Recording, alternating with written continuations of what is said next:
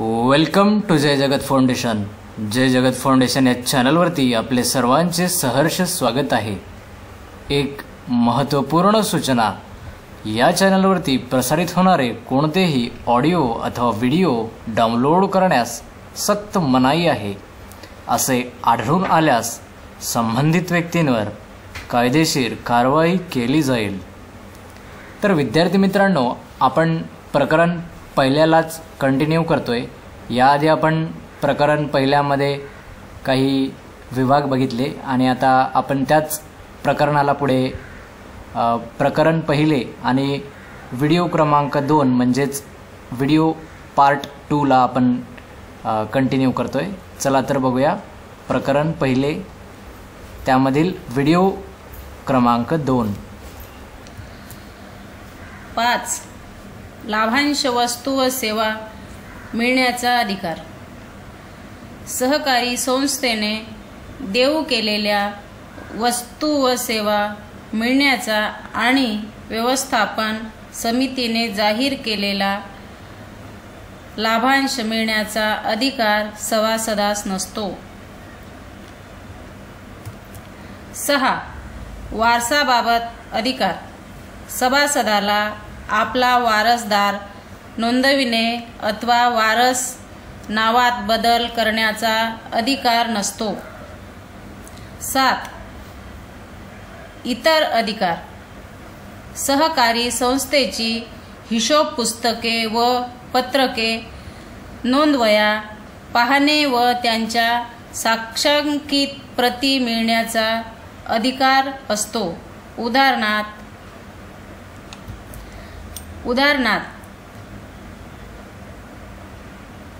उपविधीची प्रत, मागील वर्षाचे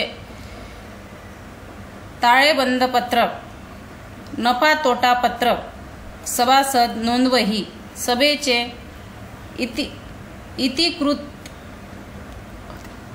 इतिकृत इत्यादी मिळवण्याचा अधिकार असतो. सभासदांच्या जबाबदाऱ्या. खालील बाबीसाठी सहकारी संस्थेचे सभासद जबाबदार मानले जातात. 1. नियमांचे पालन करणे.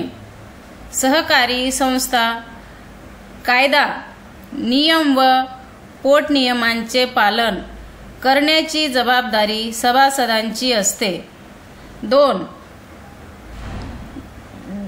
देणी देणे. सभासदाने राजीनामा दिला अगर संस्थेने सभासदांची हकालपट्टी केली तर राजीनामा दिल्याच्या अगर सभासदत्व रद्द झाल्याच्या तारखेपर्यंतची देणी फेडण्यासाठी संस्थेस तो जबाबदार असतो. 3. भागधारण करणे.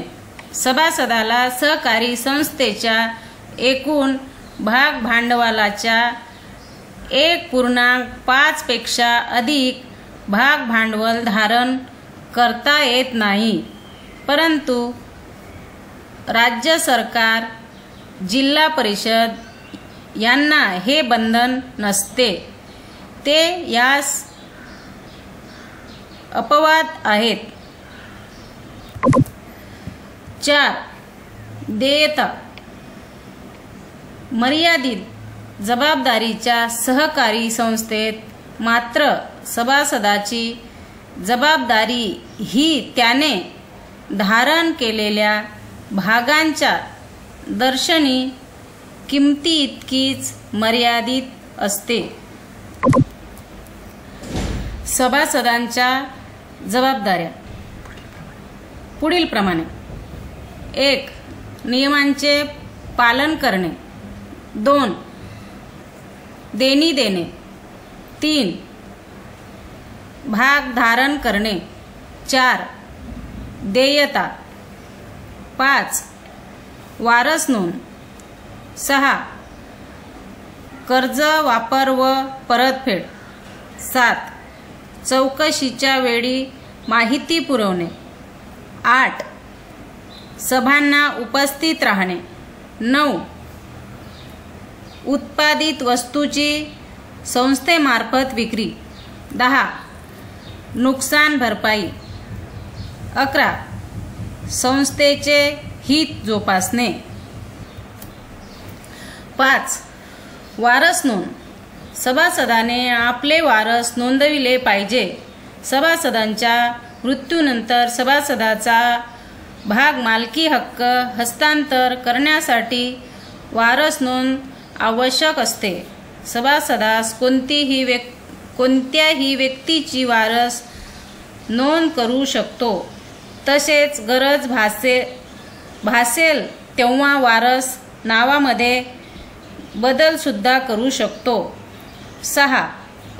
अर्ज वापर व परतफेड. कर्ज वापर व परतफेड. जे सभासद सहकारी संस्थेकडून कर्ज घेतात त्या सभासदांनी ज्या कारणासाठी कर्ज घेतले आहे त्याच कारणासाठी वापर केला पाहिजे.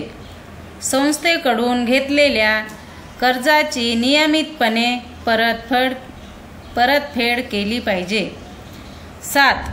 चौकशीच्या वेळी माहिती पुरविणे.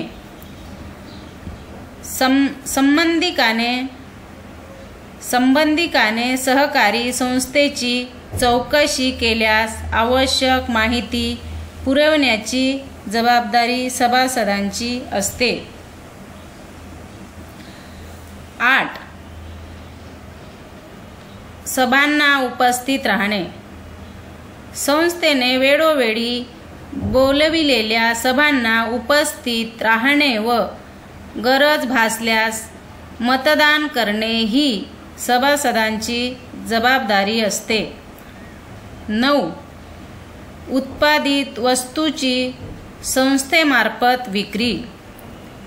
उत्पादन सहकारी संस्थेच्या सभासदाने उत्पादित केलेल्या वस्तू उत्पादक सहकारी संस्थेमार्फतच विकल्या पाहिजेत.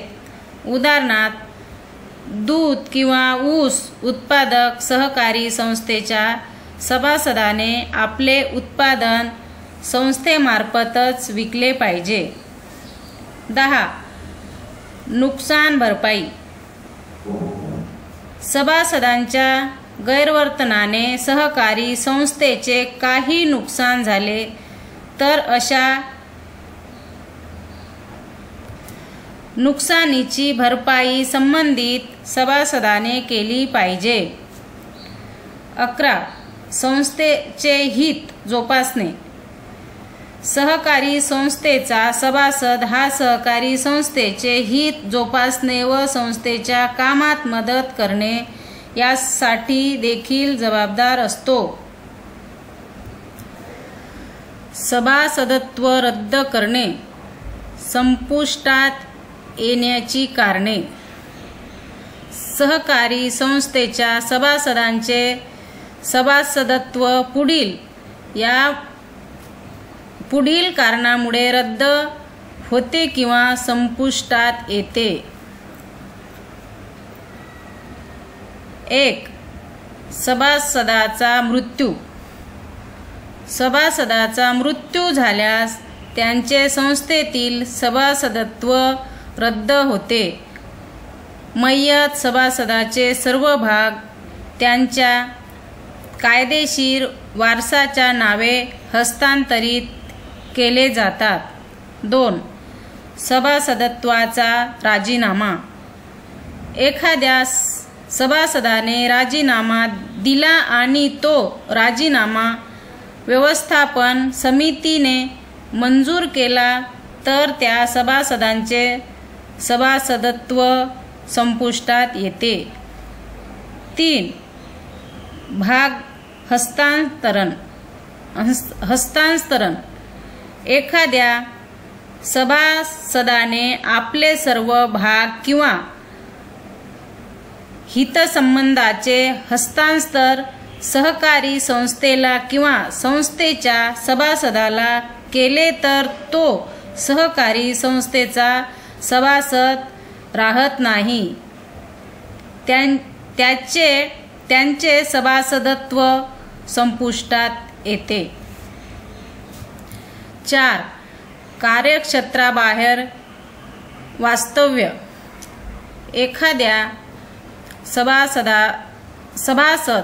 एखादा सभासद सहकारी संस्थेच्या कार्यक्षेत्राबाहेर कायम वास्तव्यास गेल्यास त्यांचे सभासदत्व संपुष्टात येते.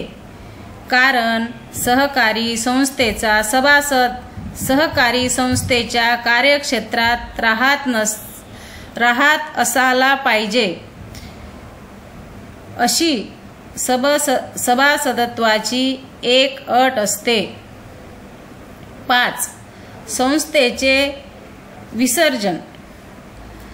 सहकारी संस्था बंद पडल्यास तिची नोंदणी रद्द होते. भागीदारी संस्था, कंपनी व इतरांच्या बाबतीत विसर्जन अथवा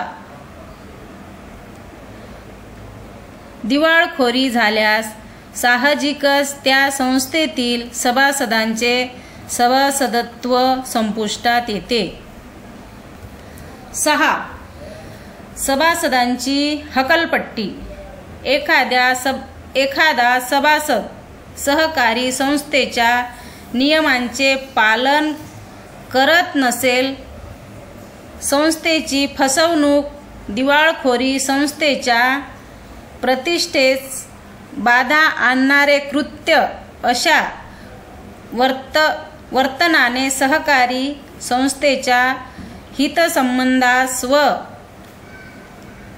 नावलौकिकास बाधा येत असेल तर अशा सभासदाला आपली हकालपट्टी का करू नये अशा आशयाची सूचना दिली जाते.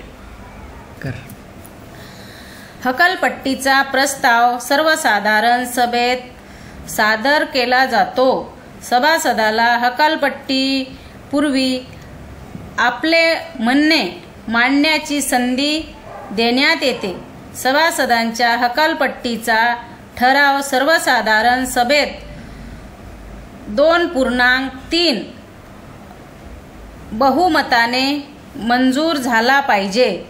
सर्वसाधारण सभेत ठराव मंजूर झाल्यानंतर त्याची माहिती निबंधकास मिळविली पाहिजे. ठरावास निबंधकाची मान्यता घ्यावी लागते. निबंधकाने त्या ठरावास मान्य दिल्यानंतर त्या सभासदांचे सभासदत्व संपुष्टात येते. 7. नांदारी जाहीर झाल्याने अथवा कायदेशीर तरतुदीने सभासद राहण्यास पात्र न ठरल्यास सभासदत्व रद्द होते. 8. अक्रियाशील सभासद.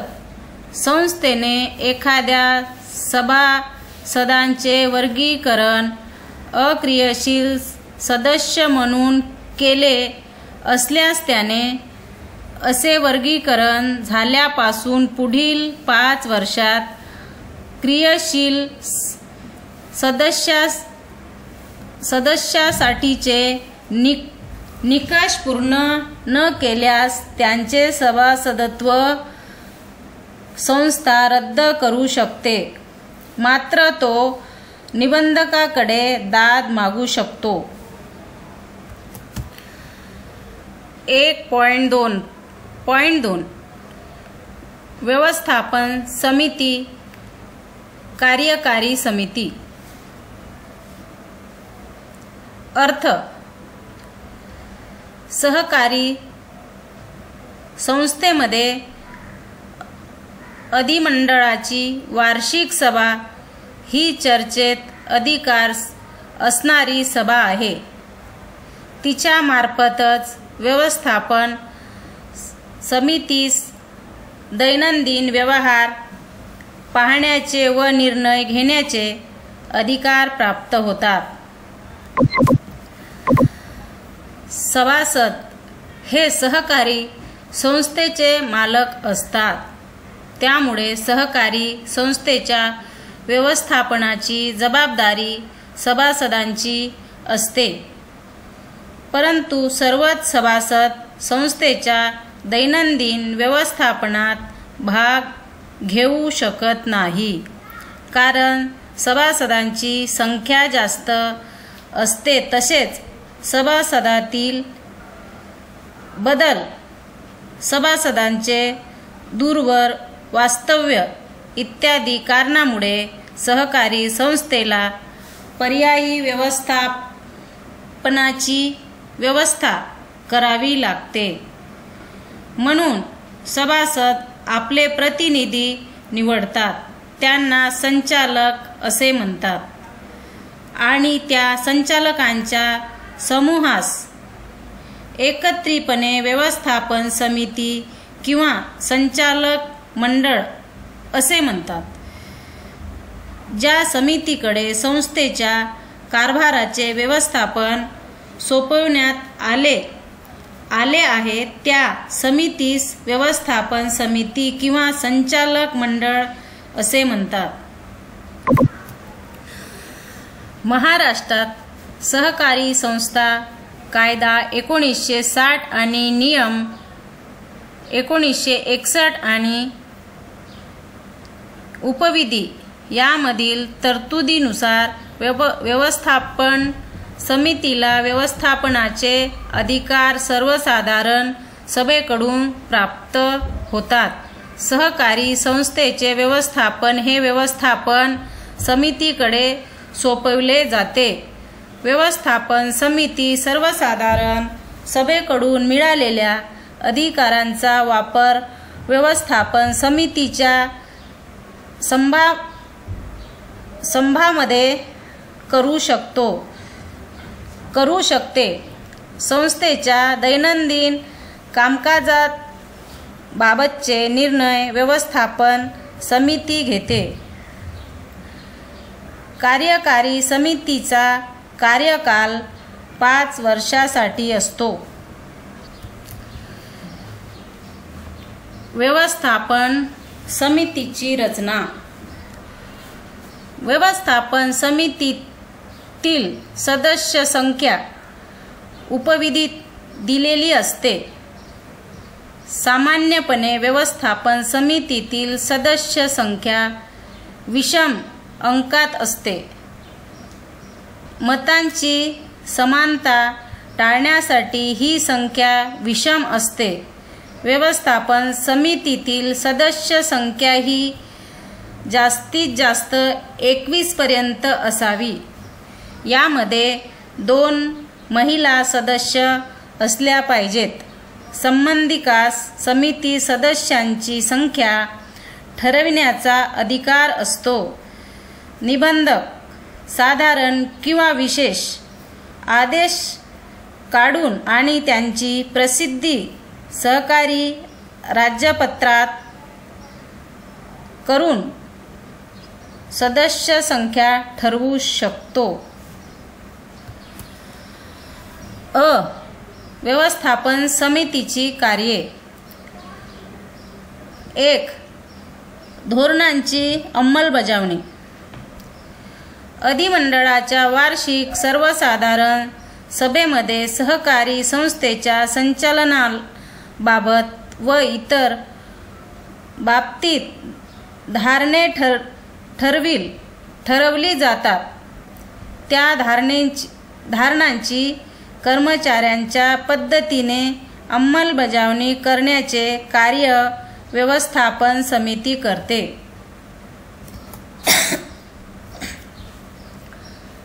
सभासदत्वास मान्यता. संस्थेच्या सहकार क्षेत्रातील पात्र व्यक्ती सहकारी संस्थेकडे सभासदत्वासाठी अर्ज करतात. संस्थेचा सचिव आलेले अर्ज व्यवस्थापन समितीपुढे मान्यतेसाठी ठेवतो. सभासदत्वासाठीचा अर्ज योग्य रीतीने भरलेला असेल आवश्यक प्रवेश शुल्क आणि किमान भांडवलाची रक्कम भरलेली असेल तर व्यवस्थापन समितीच्या सभेत अशा अर्जावर विचार होऊन ठराव मंजूर केला जातो. सभासदत्वाचा निर्णय सभासदत्वासाठीचा अर्ज मिळाल्यापासून 3 महिन्याच्या आत घेतला पाहिजे. सभासदत्वाविषयीचा निर्णय घेण्यापासून 15 दिवसांच्या आत संबंधित व्यक्तीस कळविला पाहिजे. व्यवस्थापन समितीची कार्ये पुढीलप्रमाणे: 1. धोरणांची अंमलबजावणी. 2. सभासदत्वास मान्यता. 3. कार्यालयीन कर्मचाऱ्यांची नियुक्ती. 4. भाग भांडवलात वाढ. 5. निधीमध्ये वाढ. 6. सेवा संख्या तक्रारीचे निवारण. 7. सभासदांच्या तक्रारीचे निवारण. 8. सभासदांचे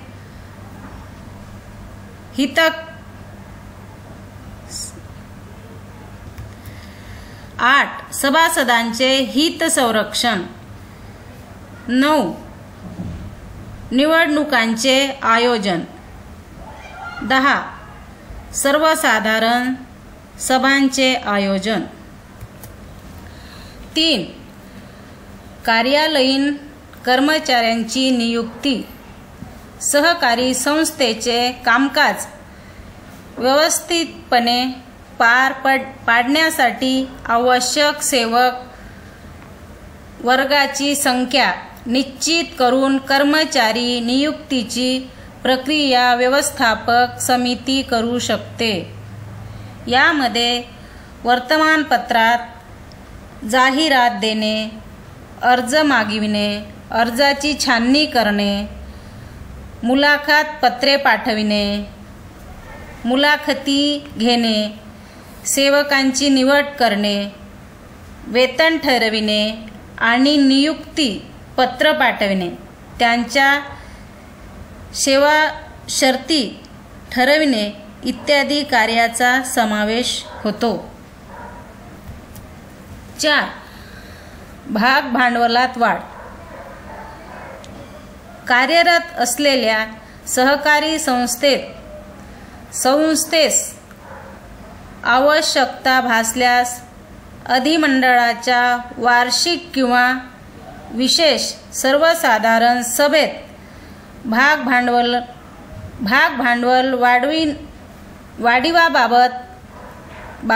वाढीवाबाबतचा ठराव मंजूर करून तो निबंधकाकडे मंजुरीसाठी पाठविला जातो. यावर निबंधक भाग भांडवल वाढ करण्याबाबत निर्णय घेतो.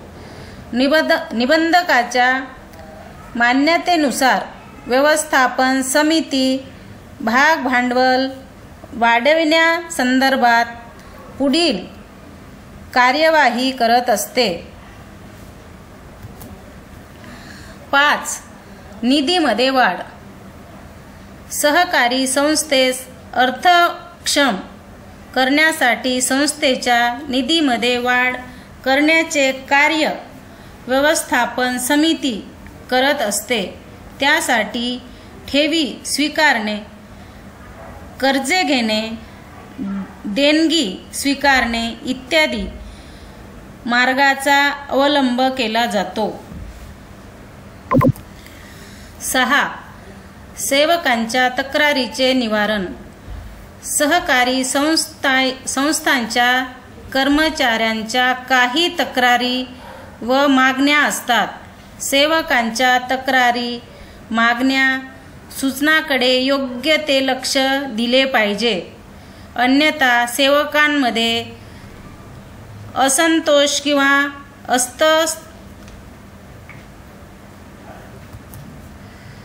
असंतोष किंवा अस्वस्थता निर्माण होते. त्यांच्या सहकारी संस्थेच्या कामकाजावर विपरीत परिणाम होण्याची शक्यता असते. सहकारी संस्थेतील कर्मचारी बऱ्याच वेळा व्यवस्थापन समितीकडे सूचना, मागणी व तक्रारी करत असतात. कर्मचाऱ्यांच्या तक्रारी व कार्यालयीन वेळ, कार्यालयातील सुविधा, आरोग्यविषयक सोयीचा अभाव, असेच पगारवाढ, बोनस, सुट्ट्या तसेच सोयीचा अभाव तसेच पगारवाढ, बोनस, सुट्ट्या, रजा इतर बाबत मागण्या असतात. अशा वेळी व्यवस्थापन समिती प्राप्त झालेल्या तक्रारीवर विचार करून सोडविण्याचे प्रयत्न करत असते. 7. सभासदांच्या तक्रारीचे निवारण. सभासद हे सहकारी संस्थेचे मालक असतात. कर्मचारी वर्गाकडून त्यांना योग्य तो सन्मान मिळावा अशी त्यांची अपेक्षा असते. परंतु त्याबाबतचा त्यांना अनुभव चांगला नसेल तर संस्थेच्या कामकाजाविषयी ते व्यवस्थापन समितीकडे तक्रार करत असतात. यामध्ये भाग हस्तांतरणास विलंब, कर्ज मंजुरीस विलंब, कमी लाभांश, अनावश्यक वजावटी इत्यादी. व्यवस्थापन समितीने या तक्रारीची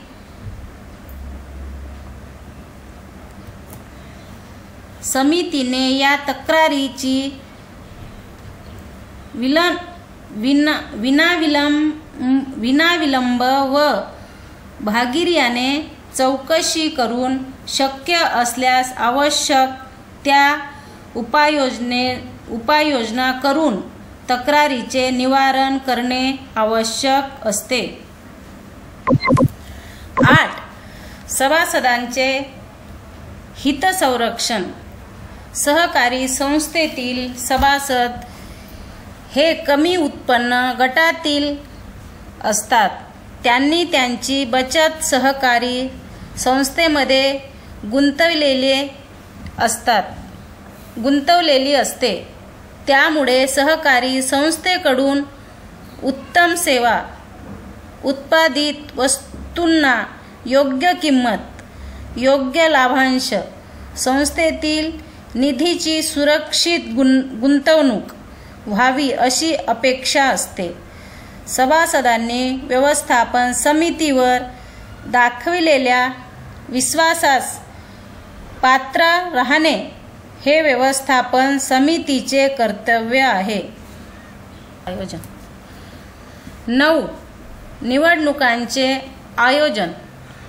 संस्थेच्या सर्व निवडणुका घेणे तसेच मुदत संपण्यापूर्वी निवडणुका घेण्याबाबत राज्य सहकारी निवडणूक प्राधिकरण तसेच निबंधकास कळवण्याची जबाबदारी व मुदत संपण्यापूर्वी निवडणूक घेण्याचे काम व्यवस्थापन समितीचे आहे. 10. सर्वसाधारण सभांचे आयोजन. व्यवस्थापन समितीने कायद्यातील तरतुदीप्रमाणे विधिमंडळाच्या वार्षिक व अधिमंडळाची विशेष सभा बोलविल्या पाहिजेत. आर्थिक वर्ष संपल्यानंतर अधिमंडळाची वार्षिक सर्वसाधारण सभा दरवर्षी बोलवली पाहिजे. सभेची सूचना मिळण्याचा अधिकार असणाऱ्या प्रत्येक व्यक्तीला सभेची सूचना व कार्यक्रम पत्रिका पाठविणे, सभेच्या सूचनेबरोबर वार्षिक अहवाल, हिशोब तपासणीचा अहवाल पाठविणे इत्यादी कार्ये व्यवस्थापन समितीलाच करावी लागतात. ब. व्यवस्थापन समितीचे अधिकार. सहकारी संस्थेचे सभासद आपले प्रतिनिधी निवडतात. त्यांना संचालक असे म्हणतात. संचालकांचा समूह म्हणजे व्यवस्थापन समिती होय. व्यवस्थापन समितीला कायद्यातील तरतुदी, नियमानुसार व सर्वसाधारण सभेकडून काही अधिकार मिळतात. संचालन मंडळ या अधिकारांचा वापर व्यवस्थापन समितीच्या सभेमध्ये करतात. व्यवस्थापन समितीस खालील अधिकार असतात. 1. सभासदांबाबतचे अधिकार. व्यवस्थापन समिती अधिमंडळाच्या वार्षिक व अधिमंडळाची विशेष सर्वसाधारण सभा बोलविणे, भाग भांडवल हस्तांतर करणे, नवीन सभासदत्व मंजूर करणे, सभासदाकडून भाग भांडवल जमा करणे, सभासदांचा राजीनामा मंजूर करणे इत्यादी अधिकार असतात. याविषयी सहकारी संस्थेच्या नियमांचे उल्लंघन करणाऱ्या आणि संस्थेच्या सक्तीचे पालन न करणाऱ्या सभासदाला संस्थेतून काढून टाकण्याचा सुद्धा अधिकार व्यवस्थापन समितीला असतो.